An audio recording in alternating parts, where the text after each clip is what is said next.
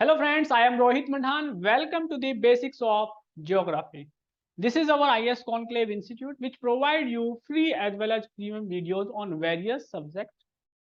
And this is our series name Geography Incubation Series for Civil Services Examination.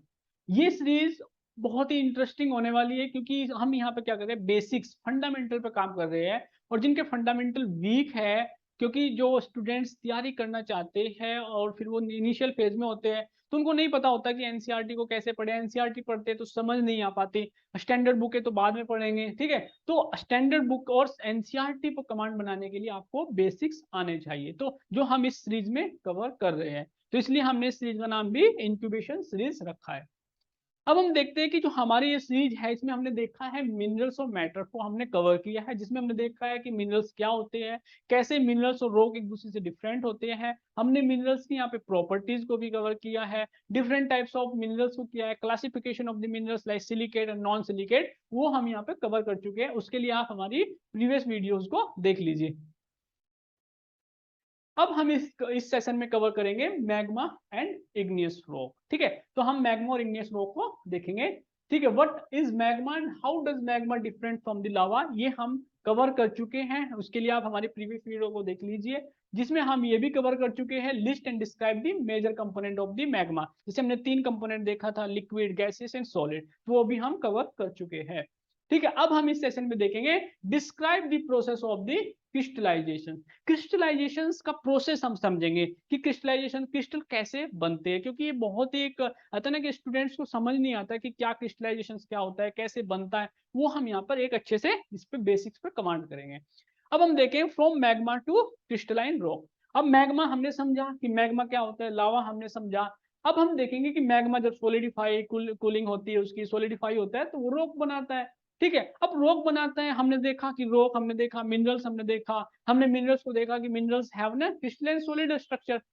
अब हम देखेंगे कि ये क्रिस्टल होते क्या है, क्रिस्टलाइन रॉक होती क्या है। क्रिस्टल होते हैं, क्रिस्टल होते हैं हमारे क्लोजली पैक ऑर्डरली, है ना, closely pack orderly structures, orderly arrangement of the ions. तो orderly arrangement of the ions, orderly arrangement of ions. तो क्रिस्टल क्या होते हैं, ऑर्डरली पैकिंग होती है उनकी, packing of orderly arrangement of the ions, ठीक है।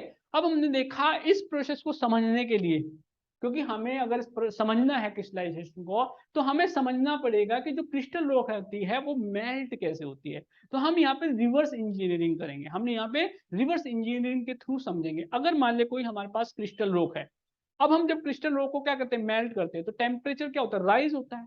और हमने देखा है कि जो भी सॉलिड रॉक होता है उसमें क्या होता है, उनकी जो बॉन्डिंग होती है केमिकल्स बॉन्डिंग के थ्रू वो स्ट्रक्चर बना होता है, उनका केमिकल बॉन्डिंग होती है हर मिनरल्स के अंदर, ठीक है। तो जैसे जैसे टेम्परेचर राइज होता है तो जो आयंस होते हैं उनकी मूवमेंट क्या होती है, तेज होती चली जाती है। जैसे टेम्परेचर राइज होगा तो मोर एनर्जी के साथ वो क्या करेंगे, एक दूसरे के साथ क्या करेंगे, कोलाइड करेंगे। तो जैसे एक दूसरे के साथ कोलाइड करेंगे तो और ज्यादा हीटिंग जनरेट होगी। तो जैसे और ज्यादा हीटिंग जनरेट होगी तो जो केमिकल बॉन्ड जो है उनके बीच में, दो दे हैव ना various type of bond, but अगर हम स्ट्रॉन्ग बॉन्ड की बात करें तो जब वो फोर्स बॉन्ड की जो ताकत है, जो स्ट्रेंथ है, जब उसको ओवरकम करेगा तो क्या होगा, बॉन्ड ब्रेक हो जाएगा। तो जैसे ही बॉन्ड ब्रेक हो जाएगा तो जो crystalline orderly arrangement of the ions जो था, अब वो क्या हो जाएगा, डिसइंटीग्रेट हो जाएगा, ठीक है। अब वो अनऑर्डर हो जाएगा।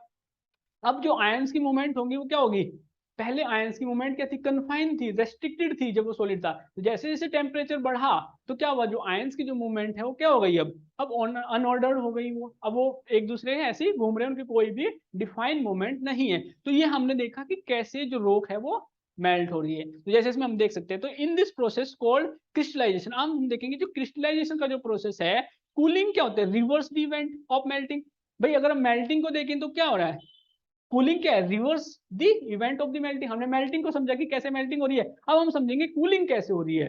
अब कूलिंग में क्या होगा कि आयंस मूवमेंट कर रहे होंगे, अपनी फ्रीली मूव कर रहे हैं, ठीक है। तो as the temperature of the liquid drops, जैसे जैसे टेम्परेचर डाउन होगा, ठीक है, टेम्परेचर डाउन होगा तो क्या होगा, आयंस की मूवमेंट भी डाउन होगी, कन्फाइन होती चली जाएगी, ठीक है। तो क्या होगा, ions pack more closely together as their rate of movement slow, क्योंकि जैसे टेम्परेचर ज्यादा, जितना ज्यादा टेम्परेचर उतनी ज्यादा आयंस के पास एनर्जी, जैसे जैसे टेम्परेचर डाउन आयंस की एनर्जी भी लॉस्ट होती चली जाएगी। तो जैसे आयन की एनर्जी कम होगी तो क्या होगा, उनकी जो मूवमेंट होगी वो भी स्लो डाउन हो जाएगी। तो जैसे जैसे मूवमेंट स्लो डाउन हो जाएगी तो एक टेम्परेचर ऐसा आएगा जब आयंस की मूवमेंट क्या हो जाएगी, आयंस क्या होंगे, केमिकल बॉन्ड बनाना स्टार्ट कर देंगे। तो जैसे केमिकल बॉन्ड बनाना स्टार्ट करेंगे तो क्या होगा, मूवमेंट कन्फाइन हो जाएगी, रेस्ट्रिक्टेड हो जाएगी। तो वो प्रोसेस होगा हमारा क्रिस्टलाइन स्ट्रक्चर का बनना। तो when they are cool and sufficiently, the forces of the chemical bond will again confine the ions to an orderly crystalline arrangement. Now look at when a magma body cools, ठीक है, the silicon and the oxygen, क्योंकि अर्थ में सबसे ज्यादा क्या है, silicon और oxygen है, फिर अदर माइनर एलिमेंट्स जो आते हैं हमारे, ठीक है। तो जैसे ही कूलिंग हुआ मैग्मा का तो क्या होगा, सिलिकॉन ऑक्सीजन सबसे पहले बॉन्डिंग बनाते हैं। सिलिकॉन ऑक्सीजन सबसे पहले बॉन्डिंग क्यों बनाते हैं, ठीक है, इसे हमने समझना होगा, क्योंकि मेल्टिंग पॉइंट जैसे डिफरेंट होता है सबका, क्योंकि हर एलिमेंट्स का, हर मिनरल्स का मेल्टिंग पॉइंट डिफरेंट है, ठीक है। मेल्टिंग पॉइंट डिफरेंट है क्योंकि केमिकल बॉन्डिंग डिफरेंट है, कोई हैव सम जो मिनरल्स हैं उनके अंदर क्या है, कोवलेंट बॉन्डिंग है, सम आयोनिक बॉन्डिंग के साथ है, तो किसी के पास मेटालिक बॉन्डिंग है, तो सबका जो है स्ट्रेंथ डिफर है। तो जैसे जैसे स्ट्रेंथ डिफर है तो मेल्टिंग पॉइंट भी उनका डिफरेंट है। तो ऐसे ही क्या होता है, क्रिस्टलाइन बनना, मतलब बॉन्ड का बनना भी, जब वो कूल होते हैं, कूलिंग होते हैं, सोलिडिफाई होते हैं, तो वो भी डिफरेंट है सबका।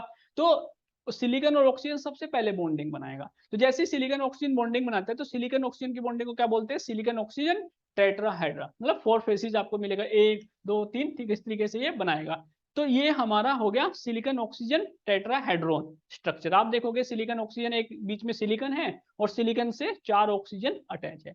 तो जैसे हमारा ये स्ट्रक्चर बना, अब स्ट्रक्चर बनने से क्या होगा कि as magma continue to lose heat, क्योंकि जैसे ही वो इरप्ट हुआ है या ऐसी प्लेस पे आया है जहां पे उसकी कूलिंग स्टार्ट हो गई है, तो सराउंडिंग जो मिनरल्स होंगे, ठीक है, तो the tetrahedron join with each other and with other ions. तो जो टेट्राहेड्रॉन, डिफरेंट डिफरेंट जो टेट्राहेड्रॉन होंगे सिलिकॉन ऑक्सीजन के, एक तो वो आपस में जुड़ने लगेंगे और डिफरेंट जो मिनरल्स है, डिफरेंट आयंस है, उनसे भी जुड़ने लगेंगे। तो जैसे वो जुड़ने वाला जो प्रोसेस होता है उसको बोलते हैं एम्ब्रोयनिक क्रिस्टल न्यूक्लियाई। ऐसा क्यों बोलते हैं, क्योंकि एम्ब्रोयनिक क्या होता है, जो एम्ब्रोयनिक स्टेम सेल होते हैं उनसे पूरी बॉडी क्या होती है, ग्रो होती है, पूरा जो बॉडी होती है, जो बेबी है वो पूरा एम्ब्रोयनिक। तो ऐसे ही जो एम्ब्रोयनिक क्रिस्टल न्यूक्लियाई, इससे पूरा क्रिस्टल फॉर्मेशन होगा। तो slowly each nucleus grow as ions lose their mobility. तो जैसे जैसे आयंस की जो मोबिलिटी होगी, जैसे वो लूज करते रहेंगे तो वो क्या होंगे, जैसे कूलिंग होगी, सोलिडिफाई होंगे, तो आयंस की मोबिलिटी लूज होगी and joins the crystalline network. तो जो नेटवर्क है एम्ब्रोयनिक क्रिस्टल न्यूक्लियाई, हर जो एलिमेंट्स है, जो आयंस है, वो उसको ज्वाइन करना स्टार्ट कर देगा। तो एक टाइम ऐसा आएगा जब वो कंप्लीट क्रिस्टलाइन स्ट्रक्चर हमारे पास तैयार होगा। तो eventually all of the melt is transform into solid mass of interlocking silicate minerals that we call an igneous rock. अब ये क्या होते हैं हमारे इंटरलॉकिंग, इंटरलॉकिंग क्या होता है, इंटरलॉकिंग आपने देखा होगा जो हमारे कंस्ट्रक्शन बिल्डिंग में क्या होता है, जो ब्रिक्स होती है एक दूसरे के साथ इंटरलॉकिंग, मतलब फिटिंग टुगेदर और ओवरलैपिंग टुगेदर की जाती है ताकि वो स्टैंड। आप देख सकते हैं ये हमारी अगर इग्नियस रॉक देखें तो इसमें क्या होता है कि वेरियस जो मिनरल्स है, जैसे क्वार्ट्स, ठीक है, क्वार्ट्स की इंटरलॉकिंग किसके साथ है, फेल्डस्पार की पोटेशियम फेल्डस्पार के साथ, एम्फीबॉल के साथ। तो आपस में क्या है सारे, क्योंकि मैग्मा क्या है, डिफरेंट डिफरेंट उसका है, तो डिफरेंट डिफरेंट जब सॉलिड होंगे तो वो एक रॉक बनेगी जिसमें डिफरेंट मिनरल्स होंगे, तो ये मिनरल्स क्या होंगे, इनकी इंटरलॉकिंग होगी आपस में, ठीक है। तो ये हमने देखा हमारी आपस में इंटरलॉकिंग हो रही है। तो अगर आपको ये वीडियो पसंद आई है, please like and subscribe our YouTube channel, इस वीडियो को भी शेयर कीजिए। Thank you guys.